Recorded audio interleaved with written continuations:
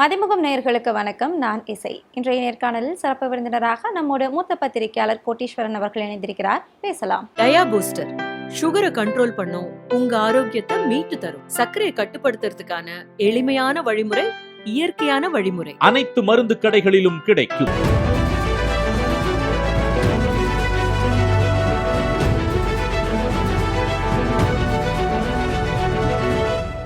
வணக்கம் சார்.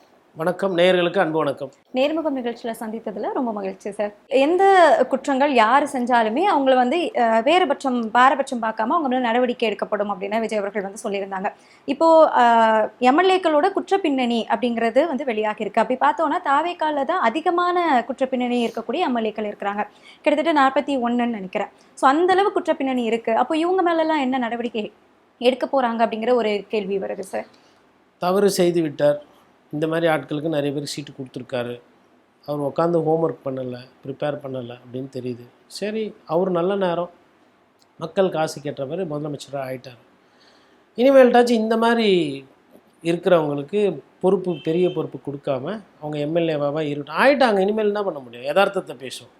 அவர் உழைக்கலன்றதை நம்ம ஃபஸ்ட்லேருந்து சொல்லிகிட்டு இருக்கோம். சரியாக பார்க்கல, கட்சியாக நடத்தலைன்றதை நம்ம சொல்கிறோம். அது மக்களுக்கும் நம்ம பேச வேண்டியது, நம்ம பேசணும். பட் அதை மீறி இவர்கள்லாம் ஜெயிச்சிருக்கிறாங்க. அப்படி ஜெயித்தவங்களை இப்போ என்ன பண்ணுறது? நீக்குவா முடியும்? கட்சி நடத்தணும், முதலமைச்சர் பதவியில் இருக்கணும். வர உள்ளாட்சி தேர்தலில் நல்லவர்களுக்கு வாய்ப்பு கொடுங்க, குற்றப்பின்னணி இல்லாத ஆளுங்களாக பார்த்து கொடுங்க, காவல்துறையை வச்சு வெரிஃபை பண்ணுங்கள், காவல்துறையில் நல்ல அதிகாரிகளை போடுங்க. நல்ல அதிகாரிகள் சீனியாரிட்டி பிரகாரம் கூட வச்சுக்கிட்டா ஓரளவுக்கு அரசு பெரிய பிரச்சனை எல்லாம் போகும். இல்லை லாபி பண்ணுறவங்களெல்லாம் வச்சுக்கிட்டு நீங்கள் பண்ணிட்டு இருந்தீங்கன்னா உங்களுக்கு அது கெட்ட பேர் தான். பார்க்கணும். இப்போது இதாக நடந்து போச்சு, உண்மைதான். எல்லாரும் நினைப்பாங்க தாவேக்கா என்ன ஆள், என்ன விதமான போட்டு அவ்வளோ பேர், 41 பேர், ஒரு சிலர் அக்யூஸ்டு, வெளியில் வந்தவங்க, கொலை கேஸு பெண்டிங்கு, மட்ட கேஸு, ரவுடிசம், அதுக்கப்புறமா ஃபோர்ஜரி, சீட்டிங்கு, இதெல்லாம் அந்த வழக்கில் இப்போ அஃபிடாவிட்டில் சொல்லியிருக்கிறாங்களா, அதெல்லாம் டெல்லியிலேருந்து பார்த்து கதறானுங்க. என்ன பாய் இப்படி இருக்குது, புது கட்சி நீங்கள் வேறு ரேஞ்சில் இருக்குது. அவங்களாம் என்ன நினச்சிக்கிட்டு இருந்தாங்கன்னா, ஆட்டோ ஓட்டுறவர், ஒரு ஸ்கூல் டீச்சரு, அதுக்கப்புறமா காலேஜ் முடித்த ஒரு லேடி, அதுக்கப்புறமா ஒரு ரிட்டையர்டு ஹெட் மாஸ்டர், இந்த மாதிரி தேடி மக்கள் நலன் விரும்பினவங்களாக போட்டு எம்எல்ஏ வாக்கியிருக்காருன்னு அவங்க நினச்சிக்கிட்டு இருந்தாங்க. Affidavit election commission of India வெப்சைட்டில் அப்லோட் ஆனவுடனே எல்லாருக்கும் காமன் ஆயிடுச்சு இல்லையா? டவுன்லோட் பண்ணி பார்த்தா கிரிமினல் ரெக்கார்ட்ஸ்னு பார்த்தா பயங்கரமாக இருக்குது. குரோர்பதி யார் பணக்காரங்க லிஸ்ட் அதிகமாக இருக்குன்னு பார்த்தா தாவேக்கால தான் பணக்காரங்க அதிகமாக இருக்கிறாங்க எம்எல்ஏ. அப்போ அதிமுக இருக்க லீமா ரோஸ் அவங்க இல்லையா? அவ்வளோ 1-2 தானே. ஓகே, லீமா ரோஸு ஒரு பணக்காரங்க, ஆதவர்ஜனா ஒரு பணக்காரங்க. அந்த மாதிரி பணக்காரங்க லிஸ்ட் எடுக்கும்போது அதிக பணக்காரங்க யார்கிட்ட இருக்கிறாங்கன்னா தாவேக்கால இருக்காங்க. அதிக சொத்து வச்சுருக்கவங்க, குரோர்பதி கோடீஸ்வரர்கள் அதிகமாக இன்றைக்கி தேதியில் தாவேக்கால இருக்காங்க. இது நான் சொல்லலை, இந்த அஃபிடாவிட்டை அவங்களாம் சப்மிட் பண்ண அஃபிடாவிட்டு சொல்லுங்கள். இந்த ஒரு 2 நாள் தான் ஆகுது. இந்த 2 நாளுக்குள்ள நம்ம நிறைய விஷயங்களை பார்த்துட்டோம். என்ன ஒரு மாற்றம் பேசினாங்க, ஆனால் அந்த மாதிரி எதுவுமே இல்லையே, வேற விதமா இருக்குதே அப்படின்ட்டு. இனிமே என்னென்ன சிக்கல்கள் வரப்போகுது, எப்படி இவர் எதிர்கொள்ள போறாருன்னு நினைக்கிறீங்க சார்? இல்லை, நான் அதை கொஞ்சம் மாற்றி பாசிக்கிறேன். உழைக்காதவர் ராஜ்பவனுக்கு 4 வாட்டி போயிருக்காரு, அன்னாரி வளையம் வழியாக போகிறாரு வராரு. அதுக்கப்புறமா முதலமைச்சர் முன்னாள் திமுக தலைவர் போய் வீட்டில் போய் பார்த்துருக்குறாரு, வைகோவை போய் பார்த்துருக்குறாரு. சட்டமன்றத்தில் ஃபுல்லாக காலையில் 2 ஹவர்ஸ்க்கு மேலே உட்காந்துருக்காரு. நேற்று நேரு ஸ்டேடியத்தில் உட்காந்துருந்தார், ஃபைல் போய் பார்த்துருக்காரு. இந்த பதவி அவரை உழைக்க வைக்கிறதில்ல. அதை பார்க்கும்போது எனக்கு சந்தோஷமாக இருக்குது. பரவாயில்ல, என்னோடய முதலமைச்சர் உழைக்கிறார். அப்போ என் முதலமைச்சர் உழைச்சா என்ன ஆகும்? தமிழ்நாடு முன்னேறும். அதை பார்க்கும்போது சந்தோஷம். தப்பு பண்ணாமல் உழைக்கணும், அவ்வளோதான். ஓகே, ஓடவும் முடியாது, ஒளியவும் முடியாது, உழைத்து கொண்டே இருக்கணும். இனிமேல் கடமை, கண்ணியம், கட்டுப்பாடு, உழைப்பு 4. கொஞ்சம் அப்படியே அசதியாக தூங்கினார்னா காதுகிட்ட போய்ட்டு ஐயா கடமை, கண்ணியம், கட்டுப்பாடு, உழைப்பு, அண்ணா படத்தை பின்னாடி வச்சுருக்கீங்க, 118 கொஞ்சம் எல்லாருக்கிட்டையும் அனுசரிச்சுட்டு போங்க, திட்டங்கள் பண்ணணும், மக்கள் எதிர்பார்ப்பு இருக்குது, தங்கம் கொடுக்கணும், சிலிண்டர் கொடுக்கணும், இதெல்லாம் இருக்குல்ல. இனிமேல் பிரச்சனை விஜய் வர்சஸ் விஜய். அந்த 6 மணிக்கு போகிறது அந்த சீன்லாம் இனிமேல் இருக்காதுன்னு சொல்ல வரீங்க? எங்கேருந்து போகிறது விடமாட்டேன்றாங்க. எனக்கும் ஆசை தான் போகணுன்னு. இன்னொன்று ஒரு செய்தி ஒன்று படித்தேன். எலிபேட் ஏதோ செக்ரட்டரியேட் முன்னாடி வைக்கிற மாதிரி, அதுக்கு ஏதோ ஆலோசனை எல்லாம் பண்ணுறாங்கன்னு. ஆல்ரெடி நான் இதை பற்றி ஒரு வாட்டி பேசியிருக்கேன். இப்போ திருப்பி மறுபடியும் இன்றைக்கி காலையிலுமே ஒரு அதிகாரி இந்த மாதிரி சொன்னாங்க. அப்படி ஒரு எண்ணம் இருக்குமேனால் விஜய் அவர்களுக்கு அன்பான வேண்டுகோள், நான் சாதாரண ஒரு பத்திரிக்காரன், தயவுசெய்து அந்த ஹெலிகாப்டரில் போகிறதுலாம் வேண்டாம், அதில் சேஃப்டி இல்லை. ஏன்னா ஹெலிகாப்டரில் போய் நிறைய பிரபலங்களுக்கு நிறைய சிக்கலாக இருக்குது. பார்க்குறதுக்கு நல்லாயிருக்கும், கேட்குறதுக்கு நல்லாயிருக்கும். அந்த விபரீத இது வேணாம். Z+ செக்யூரிட்டி கொடுத்துட்டாங்க, ரோட்டில் கிளியர் பண்ணி போயிட்டு வரலாம். எல்லா நாளும் சட்டமன்றம் அது செக்ரட்டரியேட் போகணுன்னு கிடையாது. சொல்லாதீங்க சார் அப்படி. இல்லைங்க, அப்போ அவர் ஹெலிகாப்டரில் வந்து ஏதோ ஒன்று சரி, நம்ம வந்து எல்லார் நலனையும் சேர்த்து பார்க்க வேண்டியதானே இருக்குது பத்திரிக்கையாளரா, புரியுதுங்களா? ஏன்னா அது வந்து அதிகாரிகள் எப்பயுமே வந்து சம்டைம்ஸ் சொல்லுவாங்க. ஆக்சுவலாக நீங்கள் சொன்னது தான் கரெக்ட், நான் அப்படி சொல்லியிருக்க கூடாது. சொன்னீங்கன்னா ஓகே, பத்திரிக்கையாளர் வாரத்தில் 3 நாள் வேலை செஞ்சால் போதும் அப்படின்னு 4 நாள் பனையூரில் இருந்துருவாங்க. சொல்லக்கூடாது, மன்னிக்கணும். எல்லா நாளும் உழைக்கணும், அது ஒரு வேலை தானே. இப்போ இந்த வேலையை செய்யறதுக்கு தானே நீங்கள் வந்து மக்கள் சேவை முதலமைச்சர்னா யார்? மக்களுக்கு சேவை செய்வதற்காக நீங்கள் அந்த பதவி வந்து வந்துட்டு பதவி வரும்போது பணி வரணும்னு எங்கள் ஐயா, நம்ம ஐயா அண்ணா சொல்லுவாங்க. ஆனால் ஒரு பணிவோட எல்லா நாளும் வேலை பார்க்கணும். ஓய்வுன்றது கொஞ்சம் குறைச்சிக்கிட்டு உழைப்பு என்பதை கூட்ட வேண்டிய பதவி அது. பதவி பாடாய்படுத்தும், அதற்கெல்லாம் அவர் தயாராக இருக்கும். இன்னொரு பக்கத்துல நீங்க சொன்ன மாதிரி இனிமே தங்கம், தாய்மாமன் சீரு இதெல்லாம் கொடுக்க வேண்டியிருக்கு. மோடி அவர்கள் தங்கத்தை வந்து அதிகமா பயன்படுத்தாதீங்க, கொரோனா காலகட்டத்துல இருந்த மாதிரியான ஒரு சூழ்நிலையை மறுபடியும் தயாரா இருங்க அப்படிங்கிற மாதிரி ஒரு எச்சரிக்கை அப்படின்னு எடுத்துக்கலாமா? அதை எப்படி பாக்குறீங்க? அவர் பாட்டு போட்டு அமைதியாக இருக்க வேண்டியதான். சோதனை மேல் சோதனை போதுமாடா சாமின்னு ஒரு பழைய பாட்டு ஒன்று வரும் இல்லையா, அதை போட்டுட்டு சிலிண்டர் வாங்கலான்னு பார்த்தா இஸ்ரேல் ஈரானு, தங்கம் வாங்கலான்னு பார்த்தா முதலமைச்சரே பிரதமரே தங்கம் வாங்க. அப்போ மீறி நீங்கள் தங்கம் இம்போர்ட் பண்ணிங்கன்னா டியூட்டி எல்லாம் ஏறும். இப்போ சொன்ன பிரதமர் என்ன பண்ணுவார்? கம்னு இருப்பாரா? அக்ஷய திருத்தியா வரட்டும், எல்லாம் தங்கம் நிறைய வாங்கிக்கணும், அப்படி பண்ண மாட்டார். அதுக்கு உண்டான அடுத்த வேலையை பண்ணுவார். அதை ஏன் எதுக்கு பிரதமர் சொல்கிறாருன்னு பார்க்கணும். இப்போ சர்வதேச அளவில் தங்கம் நம்ம இறக்குமதி பண்ணும்போது டாலர் வந்து எகிருது, மேலே போகுது. அப்போ இந்திய ரூபாய் வந்து வலுவிழந்து போகுது. இப்போ வலுவிழந்த இந்திய ரூபாயினால நம்ம வந்து நம்ம மார்க்கெட் வந்து நிறைய பொருளை இறக்குமதி பண்ணுற மார்க்கெட்டை நம்ம வந்து இறக்குமதி பண்ணும்போது நம்மளோட பணம் ரூபாய் விழுந்து இருந்தோம், டாலர் வந்து ஏறிக்கிட்டே இருக்கும்பொழுது அப்போ வந்து அதை ஈடுகட்ட முடியாது. அட்லீஸ்ட் இந்த தங்க மாதிரி விஷயத்த நம்ம வாங்காமல் கொள்ளாமல் பாதுகாக்கும் போது என்னென்னா டாலர் வந்து விலை கம்மியாகும். டாலர் செக்கில் இருக்கும், எண்ணெய் வந்து செக்கில் இருக்கும்.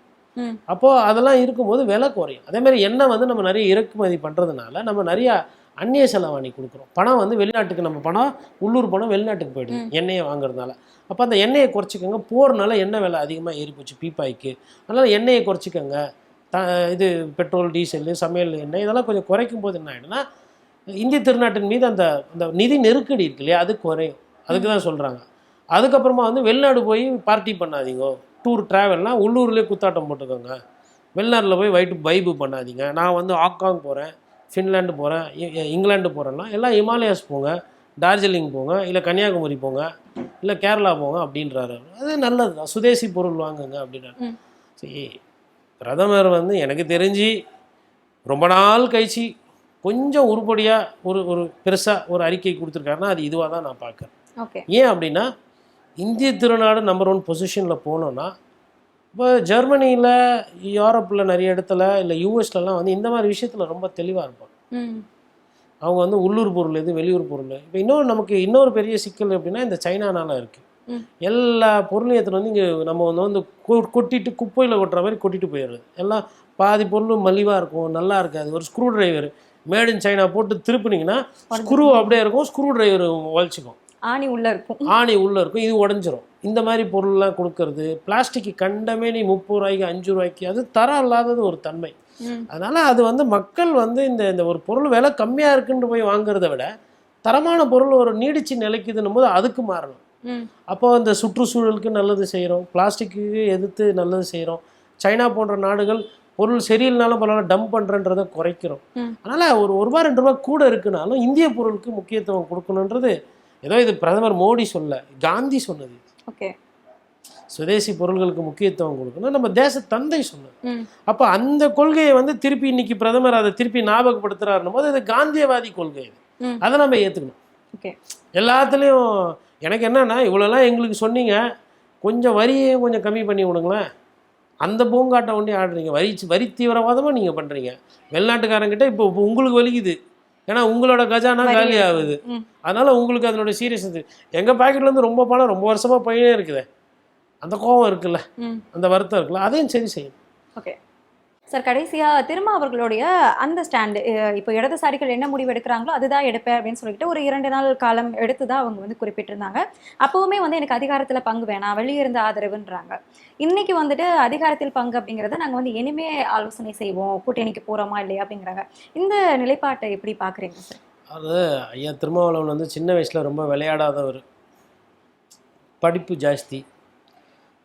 எனக்கு அவரோட ஆரம்ப கட்டத்தை பற்றி என்னோட சித்தப்பா வந்து எனக்கு சொல்லி கொடுத்துருக்காரு. எங்கள் சித்தப்பா வந்து எல்லா கட்சியிலையும் இருந்து எங்கள் குடும்பத்தில் வீணாக போயிருக்காங்க வச்சுக்கோங்களேன். அப்போ திமுக மாணவர் அணி தான் அவருக்கும் பேஸு, திருமாக்கும்.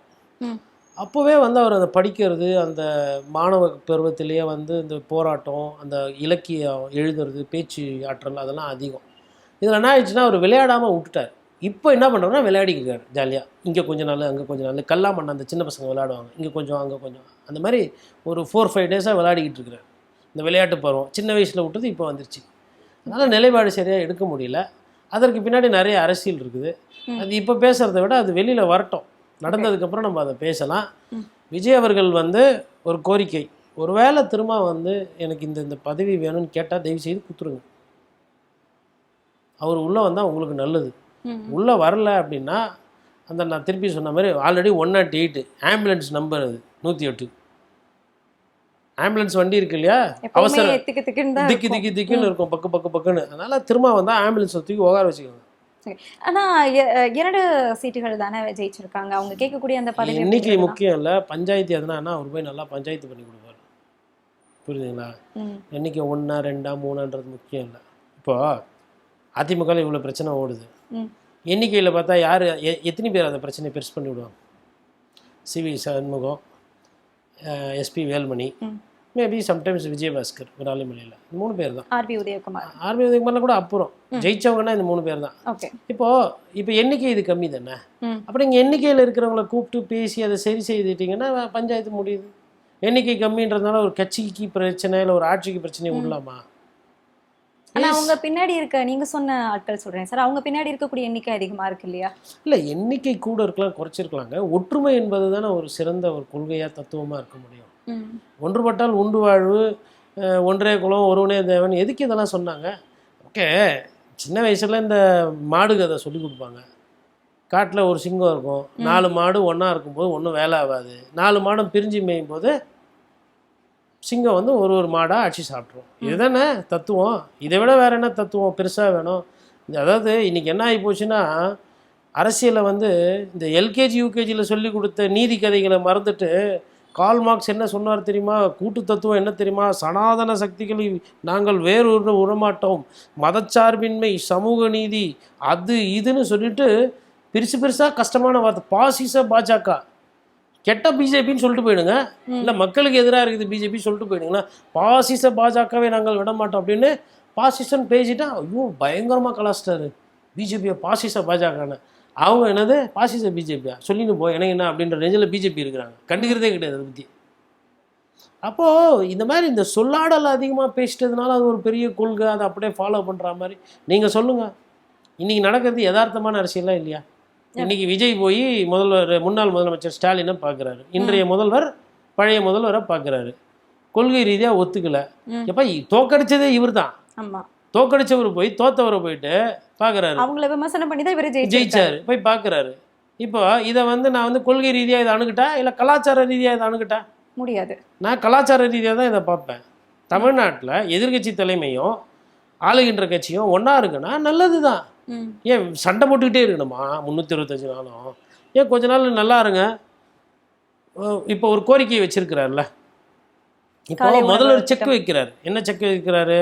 அவங்கள போய் பார்த்து விஜய் அவர்கள், நான் பாருங்கள் நான் எல்லாருக்கிட்டையும் கண்ணியமாக பழகிறேன், ஐயா காகிதம் இல்லத்து கண்ணியத்தை பற்றி நமக்கு சொல்லி கொடுத்துருக்கிறாரு, நான் வந்து ஒரு கண்ணியமா அப்படின்ற மாதிரி இவர் ஒரு அரசியல் பண்ணுறாரு, இல்லை தன்னை காட்டிக்கொள்கிறார். அவர் என்ன பண்ணுறாரு? முதல்வர் வந்தீங்க, அவர் ஒரு அரசியல் பண்ண என்ன பண்ணுறாரு? இந்த குழந்தைங்களுக்கு நான் சாப்பாடு போட்டு கொடுத்தேன், நான் அப்பான்னு எல்லாம் நான் இது பண்ணியிருக்கிறேன், அந்த குழந்தைங்களுக்கு காலில் போட்ட சாப்பாடை தயவுசெய்து நிப்பாட்டாத ப்ளீஸ். இப்போது அந்த திட்டத்தை கரெக்டாக செயல்படணும். அது படலைன்னா டிஎம்கேக்காரங்க என்ன பண்ணுவாங்க? விஜயா அப்பா ஒரு கோரிக்கை வச்சார், ஒரு பெரிய மனுஷன், அது கூட பண்ணி கொடுக்கலப்பா, குழந்தைங்க சாப்பிட்றதும் என்னப்பா இந்த விஜய் பொறுப்பு இல்லாமல் இருக்கிறார் வருமா? இதுதான் நல்ல அரசியல். ஒருவேளை பண்ணிட்டாரு அப்படின்னா ஸ்டாலின் அவர்கள் ஏற்கனவே சொல்லியிருக்காரு, என்னோட திட்டங்கள் இருக்கிற வரைக்கும் ஸ்டாலின் தான் ஆள்கிறேன்னு சொல்லிட்டு அந்த அது concept அண்ணா இருக்கும். சொல்லி கொடுத்தது. தமிழ்நாடுன்ற பேர் இருக்கிறவரெல்லாம் அண்ணா தான் ஆள்றவர். கரெக்டு தானே?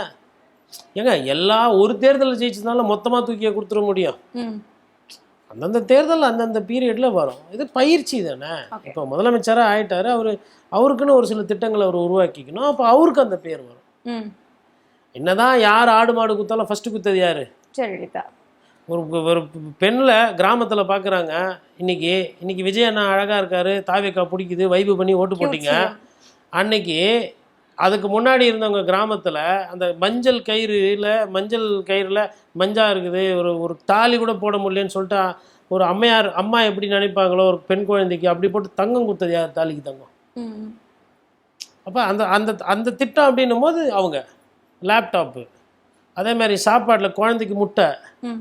போட்டுட்டு கலைஞர் வந்து பார்த்திங்கன்னா எனக்கு நல்லா ஞாபகம் இருக்குது, இந்த கரண்டியில் எடுத்து அந்த முட்டையை வைப்பார். கரண்டியில் முட்டையை எடுத்தா எப்படியா உருண்டு ஓடி போயிடும். ம். பக்கத்தில் இருக்க அதிகாரிலாம் பதட்டத்திலேயே நின்று பார்த்துட்டு இருப்பாங்க, எங்கள் முட்டை உருண்டு ஓடிச்சுன்னா. ஏன்னா ஃபோட்டோ லைவு.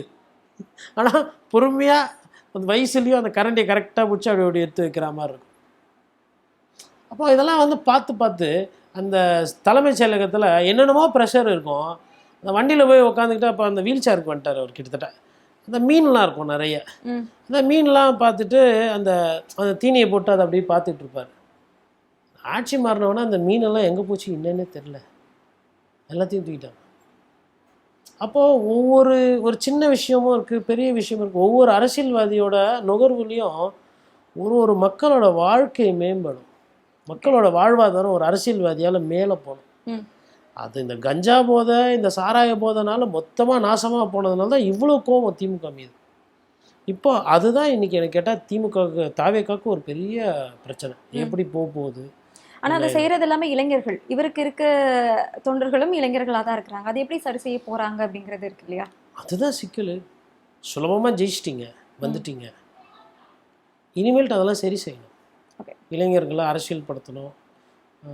இது எப்படி எனக்கு வந்து இது வந்து நான் இதை பற்றி நான் ரொம்ப பேசுகிறத விட, ஏன்னா இப்போ தான் வந்திருக்காங்க, 2 நாள் தான் ஆயிருக்கு. பார்ப்போம் எப்படி போகிறாங்க, என்ன பண்ணுறாங்கன்னு பார்ப்போம். அப்புறமா நம்ம விமர்சனத்தை வைப்போம். கண்டிப்பா சார், நிறைய தகவல்களை பகிர்ந்திருந்தீங்க. ரொம்ப நன்றி. நன்றி.